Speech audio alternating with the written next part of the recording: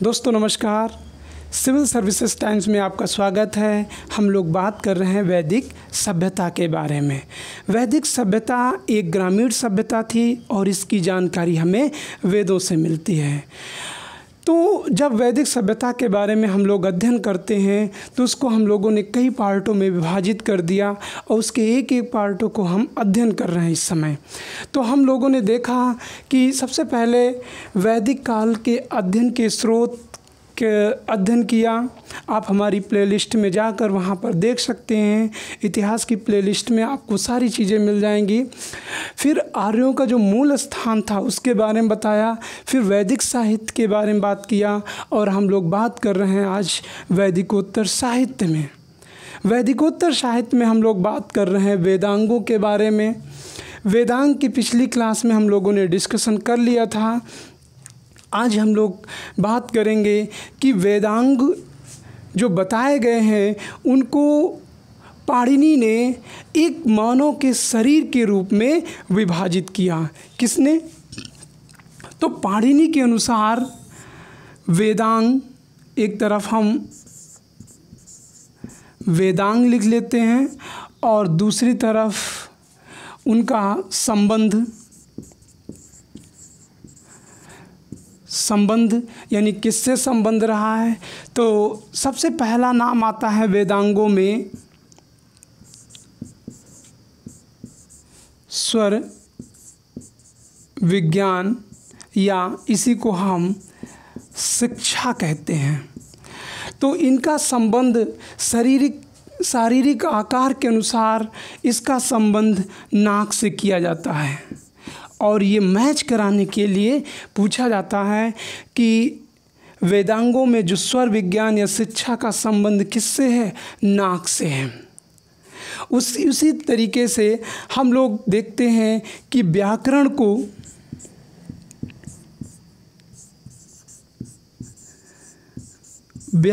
को क्या कहा जाता है। तो ये भी क्वेश्चन पूछा गया है। व्याकरण को वेदों का मुख कहा जाता है। वेदों का मुख, ये कई बार क्वेश्चन पूछा गया है कि वेदों का मुख किसे कहा जाता है। उसके बाद तीसरा नंबर आता है कल्प का। कल्प का अर्थ यहाँ पर शारीरिक आकार में हाथ से लगाया जाता है, तो कल्प को हाथ कहा जाता है। और इसका चौथा भाग जो आता है निरुक्त, क्या आता है? निरुक्त। निरुक्त का अर्थ यहाँ पर कान से लगाया जाता है। तो ये चार हो गए। उसके बाद पांचवा जो नाम आता है वो है छंद। छंद को कहा गया है पैर।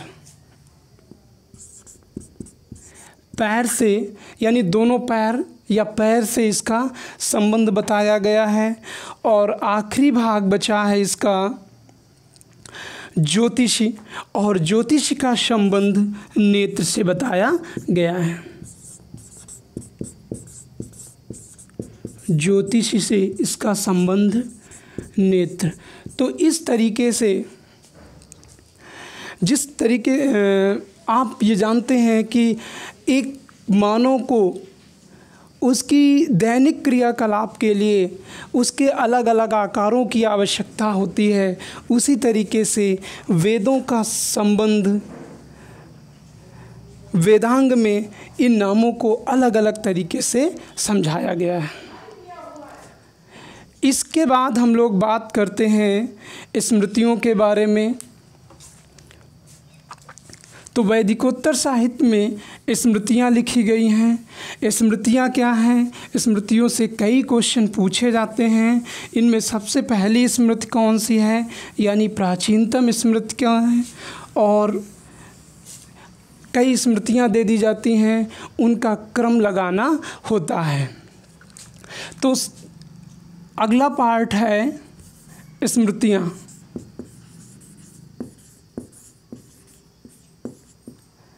स्मृतियाँ, अब स्मृतियाँ है क्या?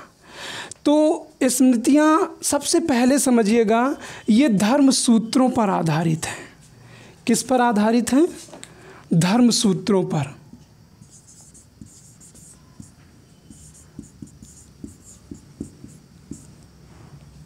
तो क्वेश्चन ये पूछा जाता है स्मृतियाँ किस पर आधारित हैं? गृह सूत्र, धर्म सूत्र। तो ये किस पर आधारित है? धर्म सूत्रों पर। अब क्वेश्चन ये पूछा जाता है स्मृतियाँ में क्या है? तो स्मृतियाँ जो है हिंदू धर्म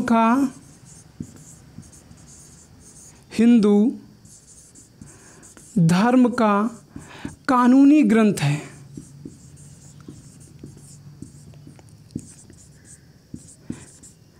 तो प्राचीन काल में हमारे देश में जो राजा महाराजा अपने राज्य में जो नियम लागू करते थे वो स्मृतियों पर ही आधारित था। तो ये हिंदू धर्म के क्या है? कानूनी ग्रंथ है। जैसे सबसे प्राचीन स्मृति मनुस्मृति मानी जाती है, और मनुस्मृति ही हिंदुस्तान में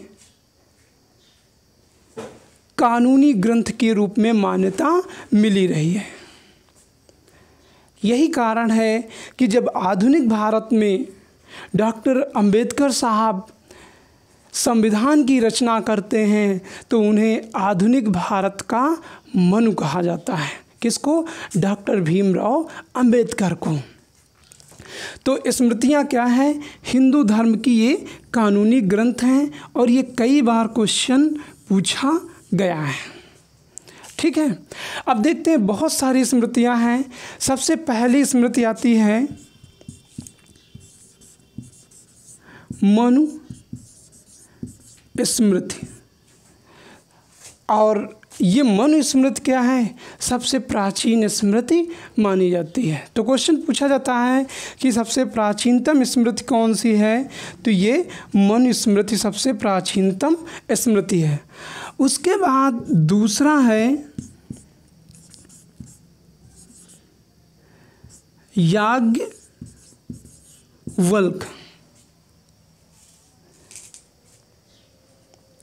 याज्ञवल्क्य,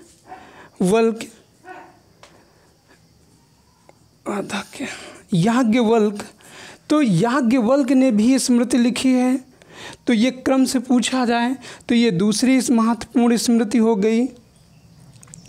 उसके बाद तीसरी स्मृति है नारद स्मृति। ये भी क्रम से ही है, नारद स्मृति।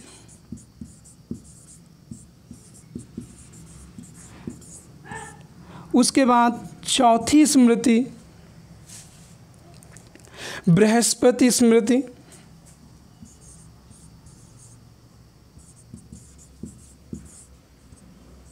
बृहस्पति स्मृति। उसके बाद पांचवी स्मृति। ये चारों क्रम से पूछी जाती हैं। तो सबसे पहले नारद, फिर हो गए याज्ञवल्क्य, फिर नारद, उसके बाद बृहस्पति, और चौथी स्मृति है कात्यायन स्मृति। कात्यायन स्मृति। तो ये भी स्मृति बहुत ही महत्वपूर्ण रही है और पूछा गया है। फिर विष्णु स्मृति,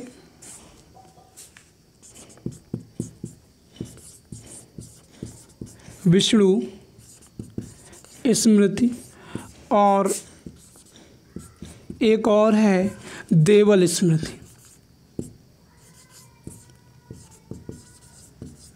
तो देवल स्मृति, ये चार स्मृतियां हैं जो क्रम से आपको पूछी जाती हैं।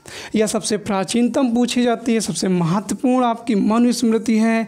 फिर बहुत बार ये होता है इनसे भी संबंधित क्वेश्चन पूछे जाते हैं। इनमें क्वेश्चन ये पूछा जाता है कि किसने स्त्रियों को अधिकार दिया है, किसने पिता की संपत्ति में पुत्रियों को अधिकार दिया है, किसने अजन्मा माना है। तो बहुत सारे क्वेश्चन पूछे जाते हैं जिसको आगे चल के हम डिफाइन करेंगे। तो स्मृतियों के बाद आते हैं महाकाव्यों के बारे में। किसके बारे में? महाकाव्य के बारे में। देखिए, जब हम महाकाव्य के बारे में बात करते हैं तो महाकाव्य आपको दो प्रकार के मिलते हैं। कौन कौन से महाकाव्य? महाकाव्य में दो हैं। इनमें पहला है रामायण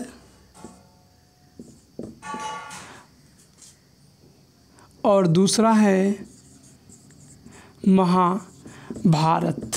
देखिएगा, यहाँ से जो क्वेश्चन पूछा जाता है वो किस तरीके से है कि भारत में दो महाकाव्य कौन कौन से हैं। तो इनमें से पहला है रामायण और दूसरा है महाभारत। और जब इन पूछा जाता है इनमें प्राचीनतम कौन सा है, तो आप इनके रामायण के भौगोलिक कालखंडों को देखेंगे तो ऐसा प्रतीत होता है कि रामायण जो है महाभारत से पहले है। इसको एक और भी तरीके समझ सकते हैं। जो रामायण का नायक है वो राम है और महाभारत का जो नायक रहा है वो कृष्ण के रूप में भी दिखाया गया है। तो इन दोनों नामों में ये दोनों जो है विष्णु के अवतार माने जाते हैं। पहले राम का अवतार हुआ, फिर कृष्ण का, तो जाहिर सी बात है रामायण पहले थी और महाभारत बाद में आती है, क्योंकि कृष्ण जो है राम का अवतार माना जाता है। तो इस तरीके से आप देखेंगे कि भौगोलिक कालखंड और पात्रों के आधार पर आप देखेंगे तो रामायण पहले आता है। फिर यहाँ से क्वेश्चन और भी कई तरीके से पूछे जाते हैं। इनकी रचना किसने की है? रामायण की जो रचनाकार हैं वो महर्षि वाल्मीकि हैं। कौन है? महर्षि वाल्मीकि हैं। और जबकि महाभारत के रचनाकार कौन हैं? वेद व्यास। महाभारत के रचनाकार कौन है? वेद व्यास। वेद व्यास। अब वेद व्यास का पीछे भी नाम आया था। देखिएगा, वेद व्यास को कृष्ण द्वैपायन भी कहा जाता है और इन्होंने ही क्या किया था? वेदों का संकलन किया था। वेदों का संकलन किया था। तो इनका दो नामों पे आता है। इन्होंने महाभारत की रचना भी की है। ये रचनाकार हैं। कौन? वेद व्यास। महाभारत की रचना भी किया है और वेद व्यास ने ही वेदों का क्या किया है? संकलन किया है। तो ये एक महत्वपूर्ण बात है। जबकि रामायण की रचनाकार कौन है? महर्षि वाल्मीकि। अब यहाँ पर महाभारत से संबंधित एक दो क्वेश्चन और भी पूछे जाते हैं जो महत्वपूर्ण हैं। और सबसे पहले इसमें 8000 श्लोक जब लिखे गए थे, 8000 श्लोक में इसका नाम था जय संहिता। यानी महाभारत का नाम क्या था? जय संहिता। उसके बाद इसमें श्लोकों की संख्या बढ़ाई गई और श्लोकों की संख्या बढ़ाकर 24,000 कर दी गई। और जब 24,000 हो गए तो इसी पुस्तक का नाम हो गया भारत। फिर इसमें और योगदान और भी कहानी जोड़ी गई और कहानी जोड़ने के बाद इनकी संख्या 1,00,000 हो गई। यानी 1,00,000 श्लोक हो गए। तब इस पुस्तक का नाम पड़ गया महाभारत। क्या नाम हो गया? महाभारत।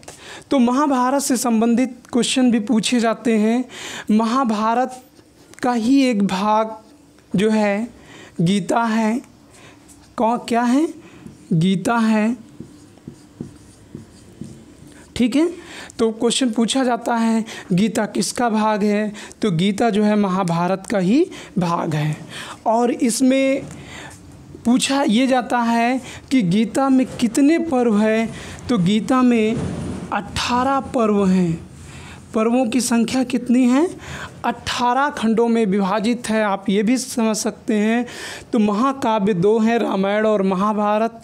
रामायण की रचना वाल्मीकि ने की है और इसका नायक राम रहा है, जबकि महाभारत के रचनाकार कृष्ण हैं, वो नायक कृष्ण हैं और इसके रचनाकार वेद व्यास हैं। वेद व्यास ने वेदों का संकलन भी किया है और इन्हें कृष्ण द्वैपायन भी कहते हैं। और जब महाभारत में 8000 श्लोक थे तो इसे जय संहिता, जब 24,000 हो तो भारत, इस पुस्तक का नाम भारत दिया गया था। और जब इनकी संख्या 1000 हो गई तो इसे महाभारत कहा गया। महाभारत का ही एक भाग है गीता, और गीता में पर्वों की संख्या कितनी है? 18। तो ये सारे क्वेश्चन पूछे जाते हैं। उसके बाद हम लोग बात करते हैं पुराणों के बारे में। देखिएगा, पुराणों से संबंधित कई क्वेश्चन पूछे जाते हैं कि कौन सा सबसे प्राचीनतम पुराण है और इनकी संख्या कितनी है, इनका संकलन किसके समय में हुआ है, इनमें क्या क्या मिलता है। तो ये सारी चीज़ें हम लोग पुराणों में समझेंगे। तो हमारा टॉपिक है पुराण। तो पुराण क्या है? पुराणों में क्या मिलता है? सबसे पहला क्वेश्चन, इनकी संख्या कितनी है? तो पुराणों की संख्या जो है 18 है। कितने? यानी 18 पुराण बताए गए हैं। और इनका जो संकलन किया है, संकलनकर्ता लोमहर्ष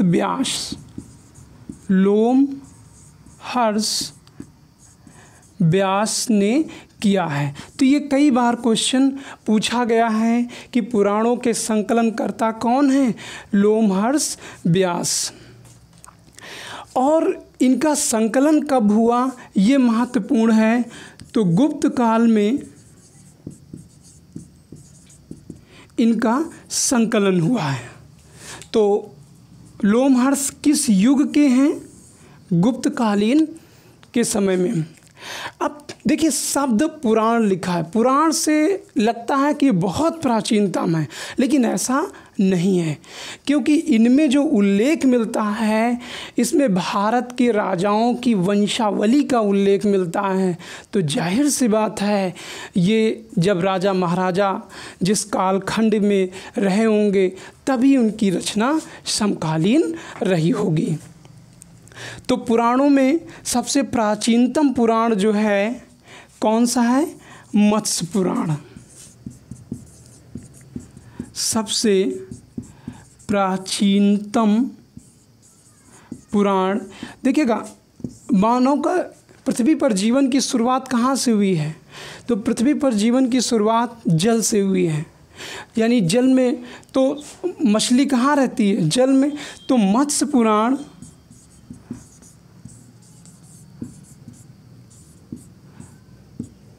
पुराण सबसे प्राचीनतम पुराण माना गया है। और ये कई बार क्वेश्चन पूछा भी गया है। अब कोई बात आती है कि इन पुराणों में क्या चीज़ मिलता है, किसके बारे में वर्णन किया गया है? तो पुराणों में ऐतिहासिक वंशावली मिलती है। पुराणों में ऐतिहासिक वंशावली, यानी कौन कौन से राजा थे उसके बारे में बताया गया है। तो इस तरीके से पुराणों के बारे में हो गया। अब हम बात करते हैं षड दर्शन यानी 6 दर्शन के बारे में।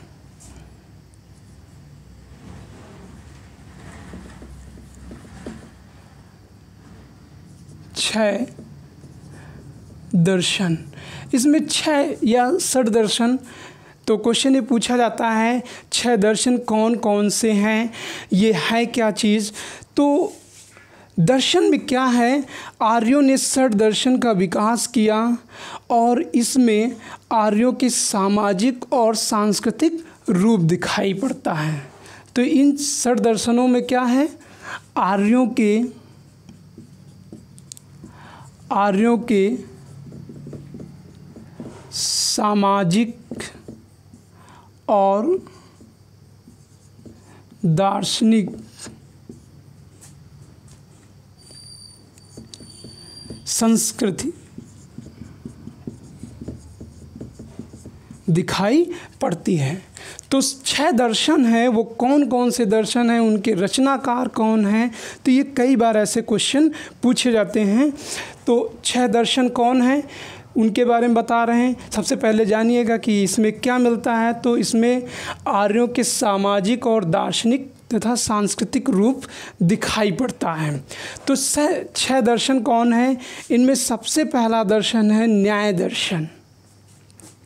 कौन सा है, न्याय दर्शन, और इसके रचनाकार कौन है, ऋषि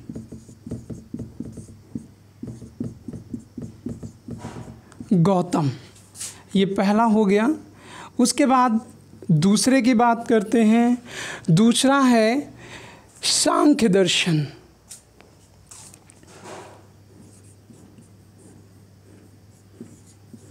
सांख्य दर्शन तो कपिल मुनि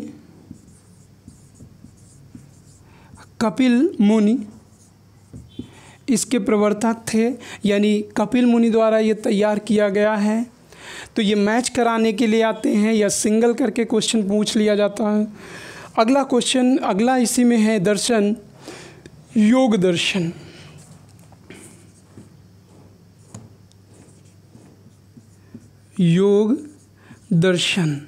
योग दर्शन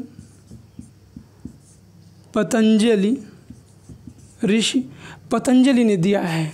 अब ध्यान दीजिएगा, योग का जो व्यवहारिक रूप है उसको फैलाने वाले बाबा रामदेव रहे हैं, लेकिन जो योग दर्शन है उसके निर्माता कौन थे, पतंजलि थे।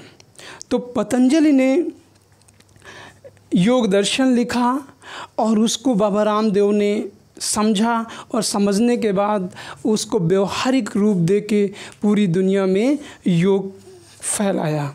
तो इसको व्यवहारिक रूप से फैलाने का श्रेय बाबा रामदेव को जाता है, जबकि इस पुस्तक के लेखक कौन है, पतंजलि हैं।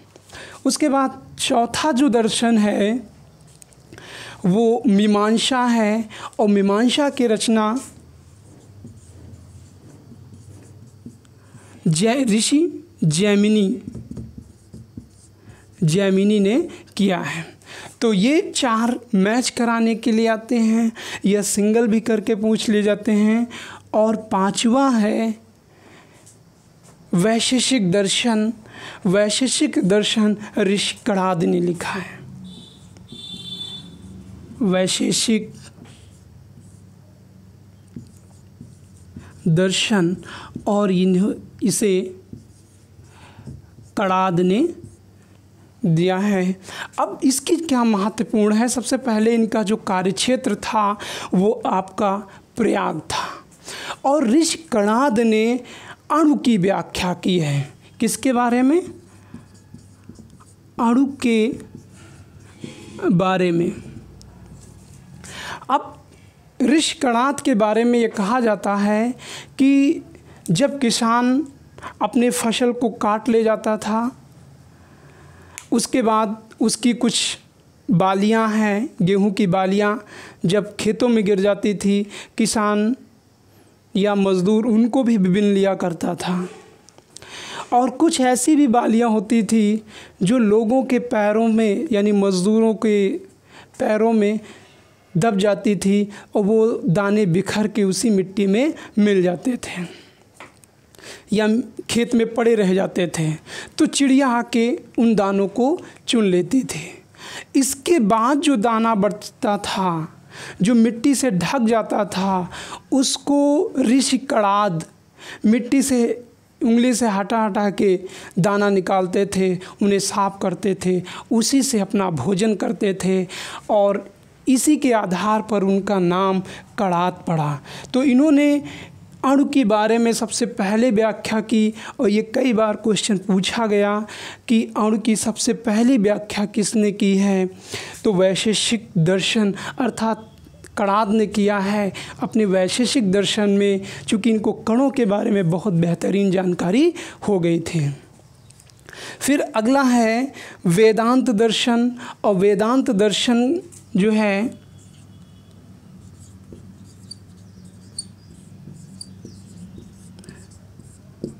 व्यास ने इसको रचना की थी। तो ये 6 दर्शन हैं। इन 6 दर्शन के बारे में कई बार क्वेश्चन पूछे जाते हैं, सिंगल करके पूछ लिया जाता है, 2-2 करके पूछ लिया जाता है, मैच करा के पूछ लिया जाता है, या वैशेषिक दर्शन। तो इसमें बहुत सारे आपके क्वेश्चन क्लियर होते हैं। उसके बाद हम बात करते हैं उपवेदों के बारे में। तो हम देखते हैं कि उपवेद क्या हैं और ये कैसे तैयार किए गए हैं, इसके बारे में भी हम समझते हैं। तो हमारा ये टॉपिक आज का अंतिम टॉपिक होगा और ये है उपवेद।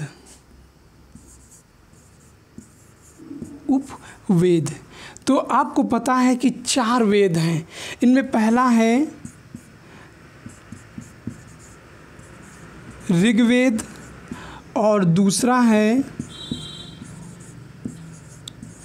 यजुर्वेद, तीसरा है सामवेद और चौथा है अथर्ववेद। अथर्ववेद तो ये 4 दर्शन हैं। इन चारों दर्शन के बारे में 4 वेद हैं और इन चारों के अपने उपवेद लिखे गए हैं। जैसे ऋग्वेद का जो पहला उपवेद है उसका नाम है धनुर्वेद। क्या नाम है? धनुर्वेद। तो क्वेश्चन ये पूछा जाता है धनुर्वेद में किसका वर्णन मिलता है? तो धनुर्वेद ये धनुष से समझ लीजिएगा, तो युद्ध संबंधी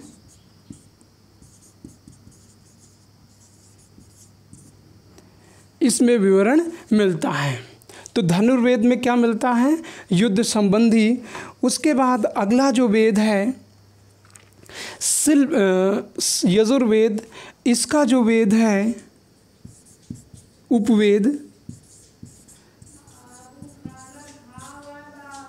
शिल्पवेद,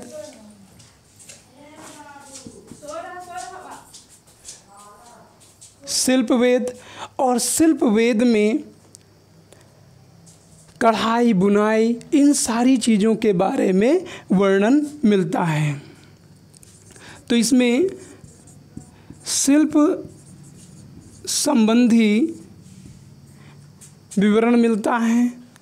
उसके बाद सामवेद का जो उपवेद है उसको गंधर्ववेद कहते हैं।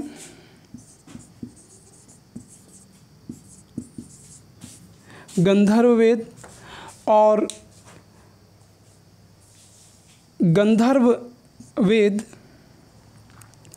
गंधर्ववेद में क्या मिलता है? तो इसमें संगीत, नाटक आदि के बारे में वर्णन मिलता है। संगीत, नाटक आदि के बारे में मिलता है।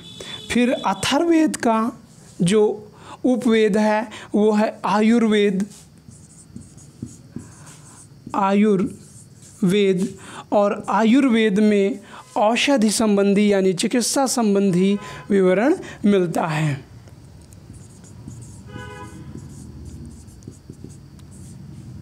तो ये क्वेश्चन भी यहाँ से पूछे जाते हैं कि उपवेद कौन कौन से हैं? धनुर्वेद, शिल्पवेद, गंधर्ववेद, आयुर्वेद, ये 4 आपके उपवेद हैं।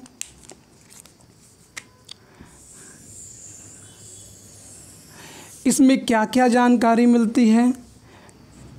ऐसे क्वेश्चन पूछ लिया जाता है।